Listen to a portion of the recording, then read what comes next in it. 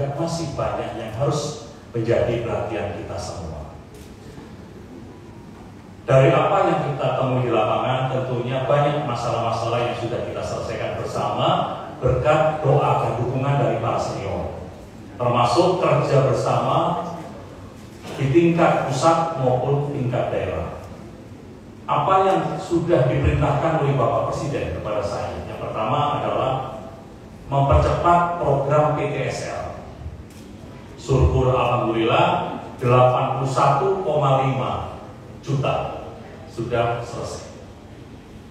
Tinggal kurang lebih 40 juta lagi. Dengan skema yang sudah kita buat tahun 2023, kita akan membuat satu roadmap 11 juta untuk sertifikat dan 11 juta untuk peta bidang. 2024 demikian juga rencana 11 juta kita bersertifikat dan 11 juta peta bidang. Sehingga akhir tahun 2024 kita sudah menyelesaikan perintah Bapak Presiden adalah 125 juta bidang terdaftar. Artinya 125 juta itu sudah ada pemiliknya, walaupun tentunya masih ada sedikit masalah, yaitu adanya sertifikat yang terbang belum bisa mendarat. Tapi yakinlah Bapak-Bapak, karena Menteri ini adalah mantan penerbang, bisa mendaratkan sertifikat itu. Saya juga ingin mengucapkan banyak terima kasih kepada seluruh Kakang Wil, Kakang Tak yang sudah menyelesaikan status residu keempat yang tadinya terbang dan sekarang sudah banyak yang mendarat.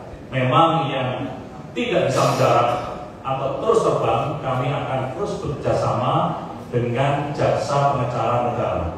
Sehingga mana yang detail? Apakah yang detail yang di bawah ataukah yang di atas? Ini yang akan terus kita koordinasikan dengan jasa pengacara negara. Insya Allah tahun 2022 akhir 125 juta bidang bisa kita selesaikan.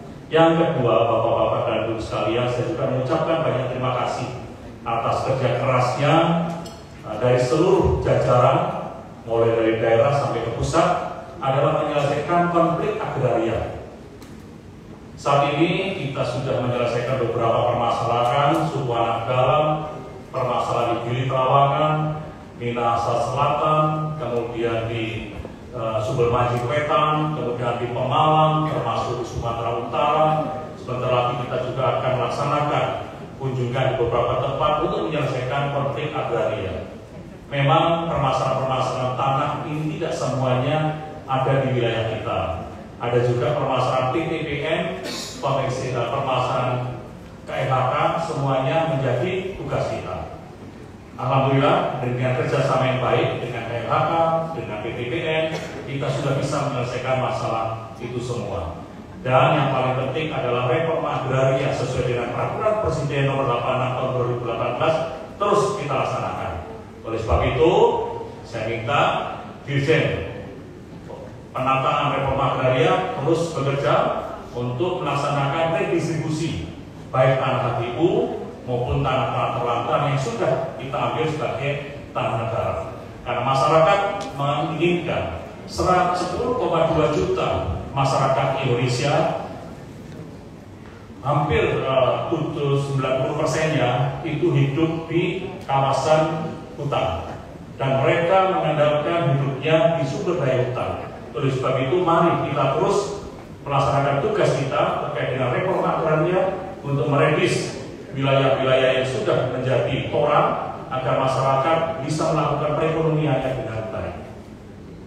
Terkait dengan mafia tanah, sampai hari ini kita terus mengejar mafia tanah. Sebetulnya mafia tanah kita sudah tahu di mana tempatnya dan kapan kita gebuknya. Kita gebuk satu-satu, tidak perlu langsung. Nanti terakhir baru kita gebuk yang paling besar. Yang kecil-kecil saja mereka sudah kerocokan. Dan saya berkomitmen untuk terus menggebuk mereka. Dan saya lihat indikasinya mereka masih tiarap. Saya minta tiarap terus, jangan pernah bangun. tidak akan melakukan kegiatan mafia. Kalau berdiri sedikit, mari sama-sama kita dukung. Dan yang ketiga, Bapak-bapak dan Ibu sekalian, saya juga mengucapkan banyak terima kasih atas kerjasamanya sehingga RDTL IKN khususnya adalah materi teknis. RDTL 4 sudah selesai dan sudah kita serahkan kepada kepala otorita, dan yang 5 lagi akan kita selesaikan pada akhir tahun 2022, termasuk juga pembebasan tanah. Semuanya sudah dalam proses dan on the right track. Sudah bagus semuanya, tinggal kita mengevaluasi baik pelepasan kawasan hutan maupun pengadaan tanah. Saya yakin Pak Gabriel, Pak Birku, Bu Umbun terus bekerjasama untuk mensukseskan IKN. Dari waktu ke waktu terus akan kita monitor.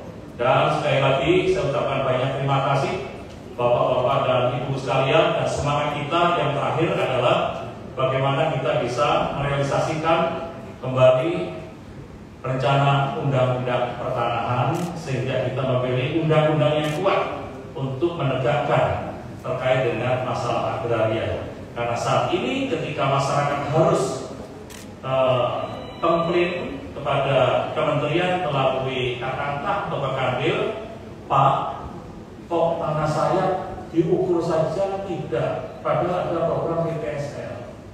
Kami harus menyampaikan dengan bijak dan penuh dengan pengertian kepada masyarakat yang menyampaikan itu. Ibu, Bapak, kami berusaha untuk bisa mendaftarkan atau mengukur tanah itu, namun kami akan terus memproses permasalahan ini. Padahal sebetulnya yang terjadi adalah masyarakat itu hidup di kawasan hutan yang tidak mungkin Kementerian Pertanahan APBN ini akan mengukur tanah di kawasan hutan, karena hukumnya adalah pidana. Namun kami terus koordinasi dengan Kementerian KLHK untuk bisa merealisasikan keinginan masyarakat, karena Bapak-bapak dan Ibu sekalian, bandul kita dalam melayani masyarakat ini adalah berada di masyarakat. Demikian, terima kasih. Wassalamualaikum